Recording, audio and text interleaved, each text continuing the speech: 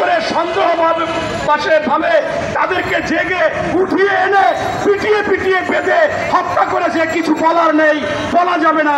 এরকম যদি এমন হতো যে কোনো হিন্দু সমরেশ আর অমরেশ এদেরকে যদি কেউ মারত, তাহলে আজকে ঢাকা শহরে এই আওয়ামী লীগই সংগ্রাম করত।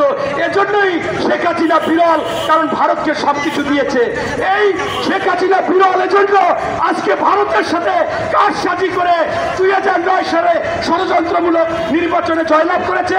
14 সালে বিনা প্রতিদ্বন্দ্বিতায়, 18 সালে বিনা ভোটে, দিনের ভোটে, রাতের ভোটে।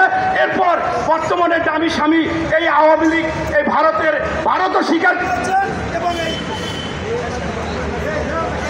ভারতও স্বীকার করছে আওয়ামী লীগের স্বীকার করছে। তাই আজকে স্পষ্ট এই জন্য বিরল যে এভাবে নির্বাচন করে আজকে এই আমাদের সরকার থেকে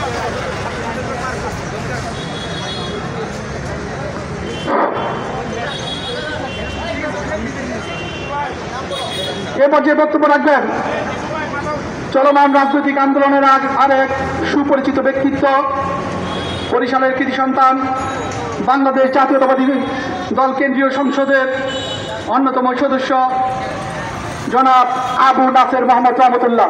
বক্তব্য রাখবেন অনলবর্ষী বক্তা আবু নাসের মোহাম্মদ রহমতুল্লাহ। বিসমিল্লাহির রহমানির রহিম। গণতন্ত্র ফোরামের উদ্যোগে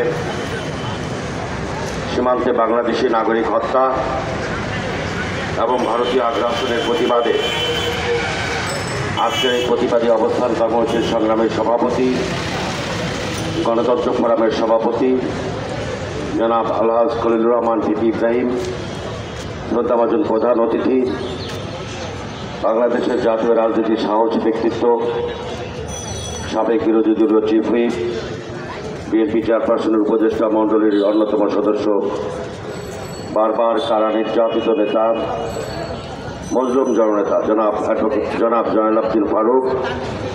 এখানে বিশেষ অতিথি হিসেবে উপস্থিত আছেন বিএনপির সাংগঠনিক সম্পাদক জনাব অ্যাডভোকেট আব্দুল সালাম আজাদ,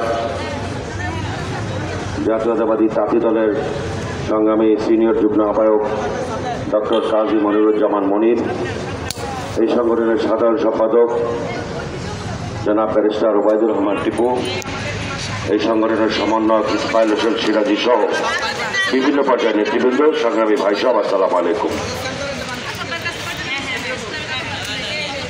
একটি দেশের সাথে আরেকটি দেশ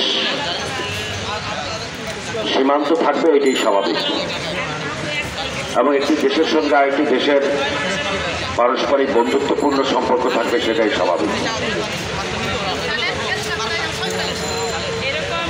আমাদের একজন সহকর্মী বলেছিলেন যে ভারত 1971 সালের মহান মুক্তিযুদ্ধে সহায়তা করেছিল, তিনি সেটা বিশ্বাস করেন, কিন্তু আমি সেটা বিশ্বাস করি না। কারণ ভারত আজকের যে কর্মকাণ্ড, স্বাধীনতা উত্তর বাংলাদেশের